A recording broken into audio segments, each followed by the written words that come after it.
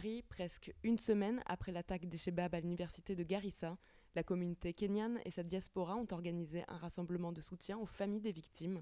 Et c'est sur la symbolique place de la République que la mobilisation a eu lieu ce mercredi, quelques mois après les attentats de Charlie Hebdo. Il n'y a pas de différence, qu'on ne peut pas marquer de différence entre ces attentats.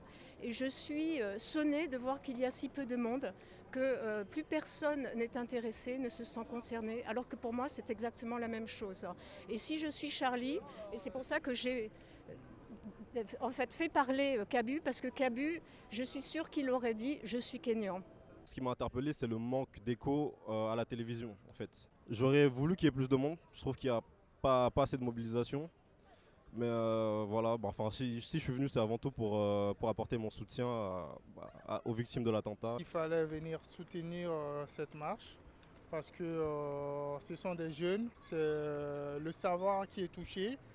Et c'est encore plus révoltant le fait qu'il n'y a pas eu de réaction de la communauté internationale. Et c'est ce qui fait mal. On a vu avec Charlie, il y a eu une dizaine de personnes tuées. Il y a eu vraiment beaucoup plus de réactions que 147 personnes tuées. Et je trouve que c'est dommage, c'est dommage. Une marche contre l'indifférence.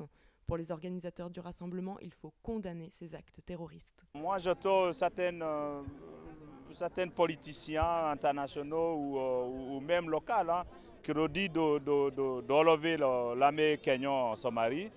Moi, je ne suis pas d'accord pour des raisons simples. C'est que s'il ne le fait pas, s'il fait ça, s'il enlève l'armée kenyane en Somalie, qu'est-ce qui viendra au Kenya?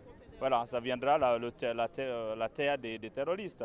Moi, je demanderais ici même de faire le nécessaire pour la sécurité de ces réfugiés et qui rentrent en Somalie. Parce qu'en fait, ça devient une pépinière de terrorisme.